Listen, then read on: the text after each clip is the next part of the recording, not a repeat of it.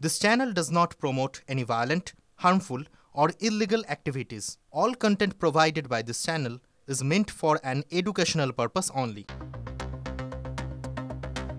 প্রধানমন্ত্রীকে খুনের হুমকি 34 বছরের মহিলাকে গ্রেফতার মুম্বাই পুলিশের। হুমকি ফোন পেতেই নড়ে চড়ে বসেন আধিকারিকেরা। পরে মুম্বাইয়ের কান্দিভালি এলাকা থেকে গ্রেফতার করা হয় তাকে। মহিলা কেন ফোন করলেন তা খতিয়ে দেখছে পুলিশ। অসমের চা বলয়ে বসবাসকারী ঝাড়খণ্ডের আদিবাসীরা কেমন আছেন খতিয়ে দেখে ঝাড়খণ্ড সরকারকে রিপোর্ট দেবে সর্বদলীয় প্যানেল। মুখ্যমন্ত্রী পদে শপথের পরে প্রথম ক্যাবিনেট বৈঠকেই সিদ্ধান্ত হেমন্ত সোরেনের। ভোট প্রচারে অসমের মুখ্যমন্ত্রী হিমন্ত বিশ্ব শর্মার আক্রমণের জবাব জল্পনা তুলবে।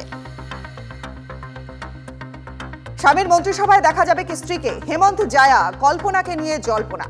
হেমন্ত সোরেনের জেলবন্দি দশায় দলের মুখ ছিলেন কল্পনায়। গান্ডে বিধানসভা উপনির্বাচনেও তিনি জেতেন। সেই আসনে ফের জয়ী হেমন্ত ঘরণী। এবার কি হাতে মন্ত্রিত্বের চাবিকাঠিও চর্চা রাজনৈতিক মহলে।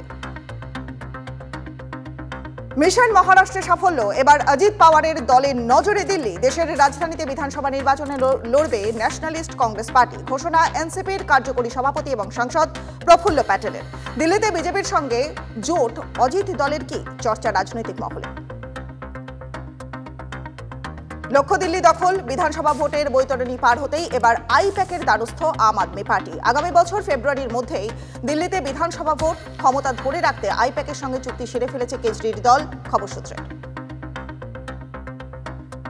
উত্তরপ্রদেশের জালাইউতে বিভীষিকা। নার্সকে গণধর্ষণ করে বীভৎস অত্যাচারের অভিযোগ। হাসপাতালে যাওয়ার পথে টেনে নিয়ে গিয়ে নির্যাতন। 6 জনের বিরুদ্ধে থানায় এফআইআর। পরকীয়া সম্পর্কের পরিণাম দাবি পুলিশের।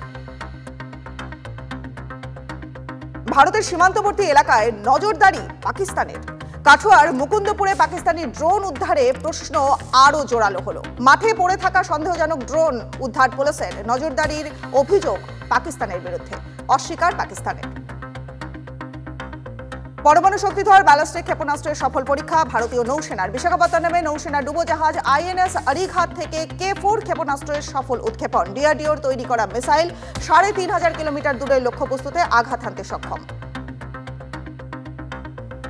আর এবার দিল্লির দূষণ নিয়ন্ত্রণে সুপ্রিম অ্যাকশন। আগামী সোমবার পর্যন্ত রাজধানীতে জারি গ্রেডেড রেসপন্স অ্যাকশন প্ল্যান 4।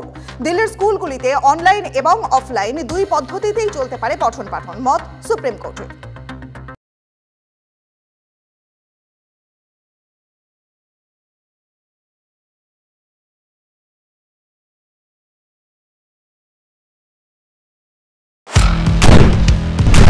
আপনার সমস্যা দিনে দুপুরে ডাকাতি করে আপনাদের কোনো অসুবিধা বাড়িতে থাকতে পারছি না। ঘটনা হোক বা দুর্ঘটনা, বিস্ফোরণ স্থলের একেবারে কাছে ব্যানারগুলো খুলে ফেলা হচ্ছে। রীতিমতো ভবিষ্যৎ হয়ে গিয়েছে স্টুডিওয় নয়, সোজাসুজি হটস্পট থেকে আমি শর্মিষ্ঠা। দুটি নৃশংস হত্যাকাণ্ডের অভিযোগ উঠে আসছে। শুধু আপনার কথা, শর্মিষ্ঠা মানে খবরের হটস্পটে আপনাদের নিয়ে যাবে। হটস্পট সোম থেকে শনি সন্ধ্যে 7:30টায় TV9 বাংলায়।